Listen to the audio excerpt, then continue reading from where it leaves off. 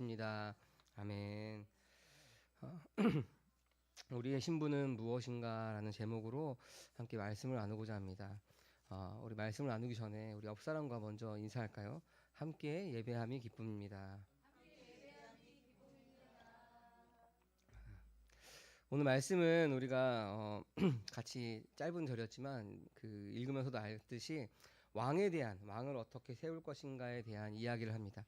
여러분 성경에서도 소제목이 나와 있을 텐데 이스라엘의 왕도, 이스라엘의 왕의 법이라는 제목으로 아마 이 말씀이 제시되어 있을 것입니다. 여러분 우리 가운데 왕은 누구일까요? 우리의 삶의 왕, 우리의 왕은 누구일까요? 주님, 네 맞습니다. 왕은 오직 하나님 한 분뿐입니다. 그래서 제목을 정하기 전에 우리의 신분은 무엇인가, 왕은 누구인가 그것 중에 고민하다가 우리의 신분은 무엇인가? 여러분, 우리가 왕 대신 하나님 앞에서 우리의 신분이 누구인지를 우리가 좀 발견하면은 내가 누구인지 알면은 우리가 오늘 하루를 살아갈 때 어떻게 또 살아가게 될지를 알기 때문에 여러분 오늘 말씀을 통해서 우리의 신분, 나는 누구인가를 우리가 말씀을 통해서 좀 발견하는 시간이 되기 바랍니다. 아까 말씀드렸듯이 오늘 왕은 오직 하나님 한 분뿐입니다. 이스라엘 역사에서는 그것을 망각해서는 안 됩니다. 근데 이스라엘 백성들이 왕은 하나님 한 분뿐인데 그들은 어떻게 했죠? 자기의 소견에 옳은 대로 행하는 모습이 바로 그들의 모습이었습니다.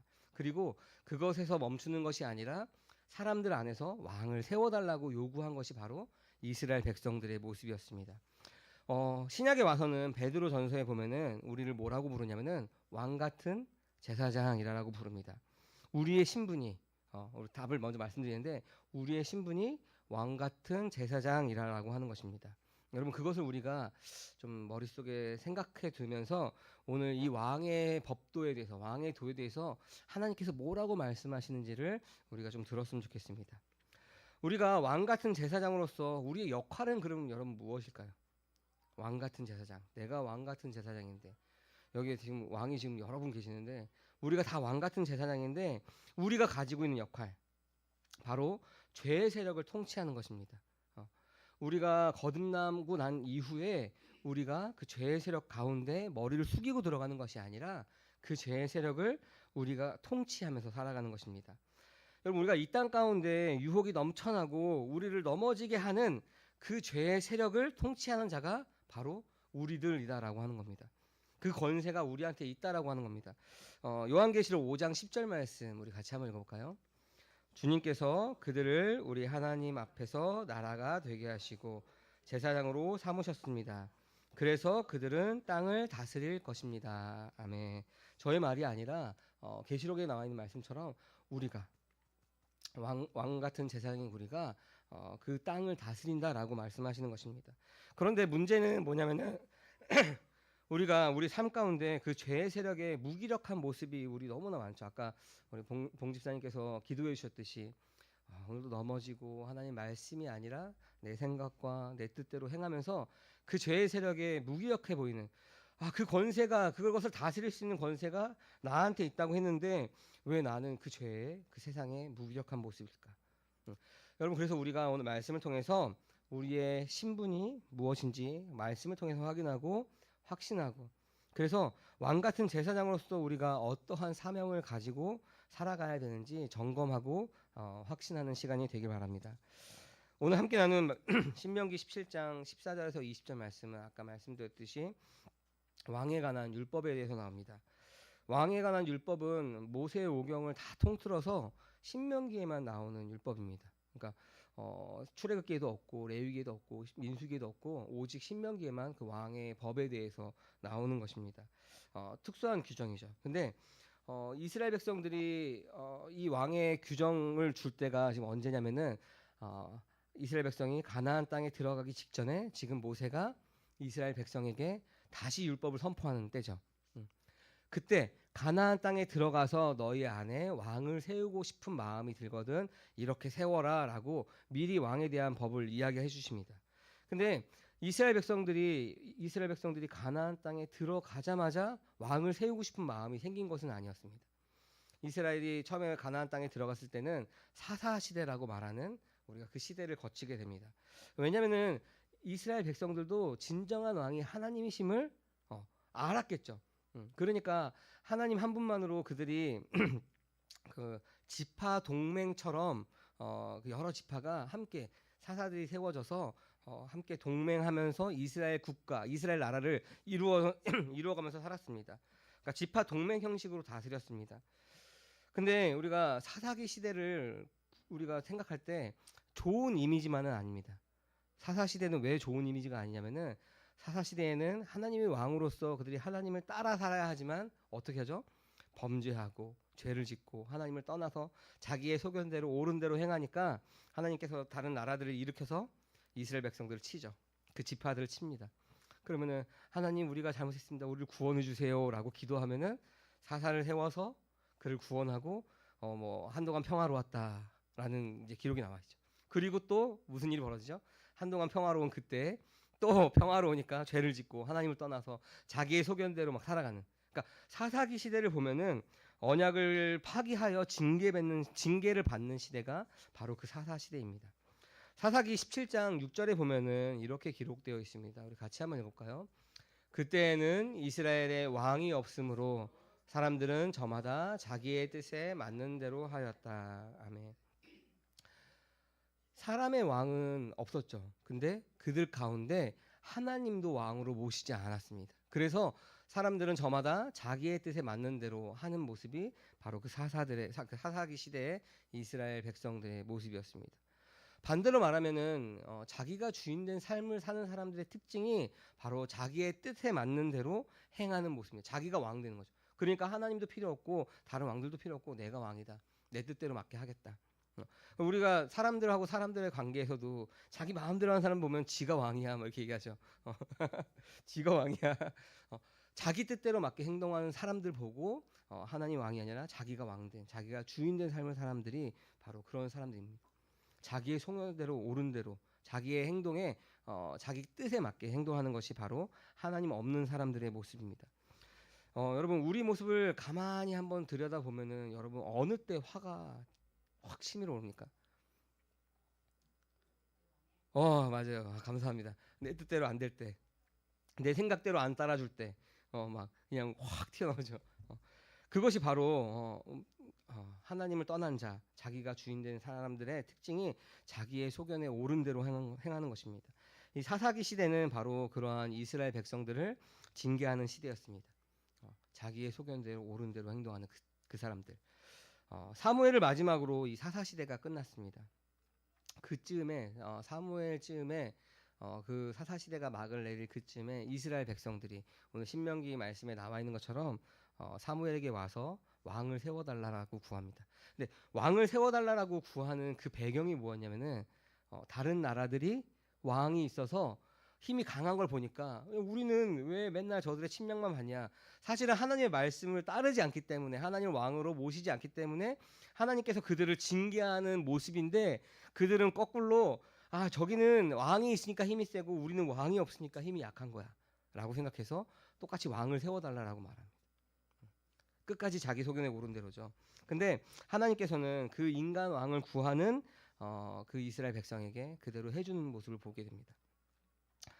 이들은 여전히 하나님이 기준이 아니라 자기 생각, 주변 나라들이 기준이 되어서 왕을 세워달라고 요구하는 것입니다. 그래서 하나님께서는 그 왕을 세울 것을 허락해 주시고 대신 왕을 세울 때 이렇게 세워라라고 신명기 말씀에 남아 있는 것처럼 왕을 세우라라고 합니다.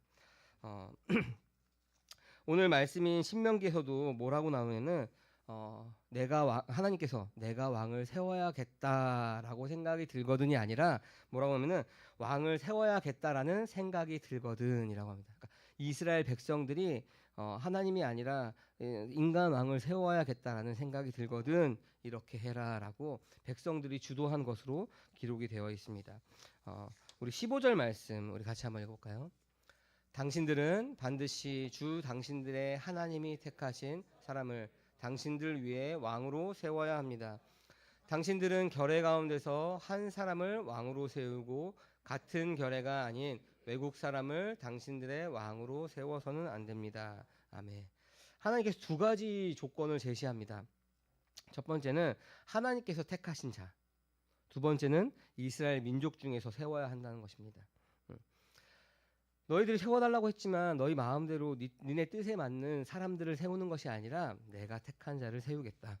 그리고 다른 이방 민족이 아니라 이스라엘 백성 중에서 세우겠다라고 합니다. 그러면서 이제 그 다음 절에서 왕이 하지 말아야 할 세 가지, 그리고 왕이 해야 될 것에 대해서 하나님께서 모세를 통해서 말씀하십니다. 왕이 하지 말아야 할 것은 병마를 많이 두는 것, 아내를 많이 두는 것, 은금을 많이 가지는 것입니다. 병마를, 그러니까 군마라고 말하는 그 병마를 많이 두는 것은 왜 안 된다라고 말하면은 백성들을 이집트로 보내서는 안 되기 때문에라고 말합니다. 그러니까 이 말을 많이 갖기 위해서는 반대로 이 백성들을 그 이집트로 보내서 말과 물물 교환을 하는 그 문화가 있기 때문에 다시 이집트로 보내서는 안 되기 때문에 말을 많이 가지서는 안 된다라고 그 조건을 다는 것입니다. 여러분 우리가 솔로몬에 대해서 좀 볼 텐데 이 솔로몬 보면은 솔로몬 시대에 말들이 많이 들어옵니다. 어디서 많이 들어오면은 이집트에서 많이 들어옵니다. 그러니까 솔로몬이 이 왕을 세우는 법도 안에서 왕이 해서는 안 되는 첫 번째를 어기게 됩니다. 군마를 많이 갖기 위해서 백성들을 보내버리고 그 군마를 많이 가지는 모습이 바로 솔로몬의 모습이었습니다. 두 번째는 아내를 많이 두어서는 안 된다라고 말합니다. 왜냐하면 아내를 많이 두면은 그 마음이 다른 곳으로 쏠리게 하기 때문에 그렇습니다. 왜 하나님이 아니라 아내를 많이 보아서 그런 것은 아닐까가 아니라 솔로몬 열왕기상 11장의 솔로몬의 모습을 보면은 솔로몬이 어떻게 했죠? 그가 통치하기 위해서 전략적으로 이방의 많은 여인들을 경략적으로 결혼을 합니다. 그래서 많은 아내를 두었습니다. 많은 아내를 두고 솔로몬이 나중에 어떻게 됐죠? 결국에 하나님이 아닌 우상 숭배를 하는 것이 솔로몬의 마지막 모습이었습니다. 왕이 해서는 안 되는 두 번째 모습도 바로 솔로몬이 어기게 됩니다. 세 번째 거는 왕이 하지 말아야 할 것은 은금을 많이 쌓는 것입니다. 솔로몬 시대에 역시 은과 금이 너무나 넘쳐나서 그 은과 금을 귀중하게 생각하지 않았습니다. 왕이 하지 말아야 할 이 세 가지를 솔로몬은 하나하나 모두 다 어겼습니다. 여러분 근데 솔로몬의 그 왕의 시작은 어땠습니까? 하나님께 일전번제를 드리고 하나님이 솔로몬에게 너가 무엇을 원하느냐라고 물어봤을 때 솔로몬 뭐라고 대답했죠? 지혜를 달라라고. 그러니까 하나님 말씀에 충성된 사람으로서 살기 위해서 지혜를 달라라고 구했지만 그래서 하나님께서 그 모든 걸 다 허락했지만 솔로몬의 마지막은 어땠냐면은 이 왕이 하지 말아야 할 세 가지를 모두 어김으로써 하나님을 멀리 떠나고 비참한 삶으로서 끝나게 됩니다. 이제 왕이 하지 말아야 할 것 이후에 왕이 지켜야 할 계명을 주십니다. 18절부터 19절까지 나오는데 율법책을 두루마리에 옮겨 적고 평생 자기 옆에 두고 읽고 하나님을 경외하기를 배우고 모든 말씀과 규례를 지키는 것이 바로 왕이 해야 할 일입니다. 그러니까 하나님이 세우셨고 하나님이 세우셨고 하나님 왕으로 세우셨기 때문에 왕의 대리자로서 하나님이 말씀을 경외하는 가까이 두고 하나님의 무슨 뜻인지를 아는 모습이 바로 왕의 모습이어야 되는데 이 솔로몬 왕은 그 왕이 해야 할 것을 다 버려둔 채 왕이 하지 말아야 할 그 세 가지를 하게 됩니다. 많은 군마와 많은 아내, 많은 은금을 멀리해야 한다고 이야기했습니다. 여러분 근데 이 이야기를 들을 때 왕 같은 제사장인 우리들은 많은 병마를 지금 뭐 둘 일이 없는데 많은 아내를 많은 남편을 둘 일이 없는데 많은 은과 금 있으면 좋겠는데 우리가 그것을 벌 수 있는 능력이 안 되는데라고 우리가 크게 상관없는 이야기처럼 들릴 수도 있습니다. 근데 우리가 잘 생각해봐야 됩니다. 이게 우리가 상관없는 이야기처럼 들리지만 하나님께서 왜 왕에게 많은 병마와 많은 아내, 많은 은금을 멀리하라고 했을까? 신명기 말씀에서는 그 이유를 크게 두 가지로 봅니다. 그것으로 인하여서 동족들을 배신하거나 거만한 태도를 하나님이 없는 그 자기가 왕된 것처럼 사사기 시대처럼 그렇게 거만한 태도를 가지려고 하는 그 유혹에 빠지기 때문에 그렇게 하지 말라라고 하는 것입니다. 반면에 말씀을 곁에 두고 읽고 그것을 지키게 되면은 그는 왕으로서 택하신 하나님을 경외하는 것입니다. 그리고 그를 통하여서 그의 후손들이 계속 대대로 왕위에 오르게 될 것입니다. 마치 이 모습이 여러분 우리가 하나님께서 에덴 동산에 아담과 하와를 두시고 선악과를 먹지 말라라고 말하는 그 모습과 좀 비슷하지 않나요? 어? 여러분 오늘날 우리에게도 하나님께서 말씀을 통해서 계속 이야기하십니다. 어? 그것을 어기면 우리는 여전히 오늘날도 선과 악을 알게 하는 나무의 실과를 하나님 필요 없이 내가 주인이다. 내가 왕되었다. 나의 소견에 옳은 대로 내가 하겠다라고 하는 것이 여전히 내가 주인된 삶을 사는 것이 바로 우리들의 모습이라는 것입니다. 우리가 이스라엘의 역대 왕들을 잠깐 볼 텐데 초대 왕 사울은 교만하여서 버림받았습니다. 하나님이 기름 부으셨지만 그는 마지막에는 자기의 맘대로 제사를 지내고 자기 맘대로 전쟁을 하고 그랬죠. 그래서 하나님께 버림받아서 교만하여서 버림받았습니다. 두 번째 사울 왕의 다음 왕인 다윗 왕은 율법에 충실했습니다. 그가 물론 범죄한 모습도 있었지만 그가 하나님 말씀 안에 충실한 자였습니다. 그래서 우리 가만 보면은 다윗 왕 이후의 모든 왕들이 다 솔로몬부터 다윗의 후손에서 나왔죠. 그 하나님께서 그 약속을 지키셨죠. 그리고 우리가 알 수 있듯이 다윗을 통해서 나타나는 예수 그리스도가 이 땅 가운데 왕으로 오신 것도 우리가 볼 수가 있습니다. 다윗의 아들 솔로몬은 우리가 아까 그 세 가지를 모두 어긴 금기사항을 모두 어긴 왕이었습니다. 처음에는 그가 지혜를 구하면서 하나님께 충실한 하나님께 온전한 율법을 지키는 자처럼 출발했으나 그의 마지막은 하나님의 말씀을 멀리한 채 금기사항을 다 어겼습니다. 많은 군마와 많은 아내, 많은 은금으로 인하여서 하나님을 떠나고 우상 숭배로 끝난 것이 바로 솔로몬의 모습이었습니다. 솔로몬 이후에 여러분 그 이스라엘 백성이 어떻게 되었나요? 남과 북으로 나눠지고 분열되었습니다. 그리고 솔로몬 이후의 왕들은 서로의 크기의 차이는 있지만 모두가 다 악한 왕으로서 기록되어 있습니다. 모두가 율법에 충실하지 못한 왕이었습니다. 결국 이스라엘은 남유다는 바벨론에 의해서 멸망하게 되었습니다. 그 이후에 이스라엘 백성 가운데 왕이 나타나지 않았습니다. 다윗의 후손으로 오시는 예수 그리스도가 오기까지 그들 가운데 왕은 없었습니다. 신명기 말씀에서 이 이스라엘의 왕위는 굉장히 부정적인 존재로 인식되면서 기록되어 있습니다. 실제로 이스라엘 역사 가운데서도 다윗 왕을 제외하고는 모든 왕은 부정적인 존재였습니다. 율법을 어기고 하나님 말씀을 멀리하고 자기 뜻대로 행하는 마치 사사시대에 왕이 없으므로 자기의 소견대로 옳은 대로 행하는 모습이 바로 그들의 모습이었습니다. 그런데 구약에서 시편에 보면은 시편의 제왕시라고 불리는 뭐 시편 20편이나 2편이나 45편 이런 제왕시라고 불리는 곳에 보면은 그 시편에서의 왕은 굉장히 긍정적인 왕으로 묘사되면서 이야기합니다. 모세오경에서는 굉장히 부정적인 또 사사기에서도 부정적이고 그 이후의 왕들의 모습들에도 굉장히 부정적인데 시편에서의 제왕시라고 불리는 그 왕의 시에는 굉장히 긍정적으로 불리고 있습니다. 제왕시에 등장하는 왕은 하나님 오른편에 앉아서 절대적인 역할과 권한을 행하는 모습이 보입니다. 하나님 오른편에 앉아있는 왕은 우리가 알듯이 장차 만왕의 왕으로 오실 예수 그리스도를 예표하기 때문에 매우 긍정적인 왕으로 묘사가 되는 것입니다. 이 다윗 왕은 그 예수 그리스도를 봄으로써 보고 이야기한 것들이 있습니다. 사도행전 2장 34절 36절 한번 같이 읽어볼까요? 다윗은 하늘에 올라가지 못하였으나 그는 이렇게 말하였습니다.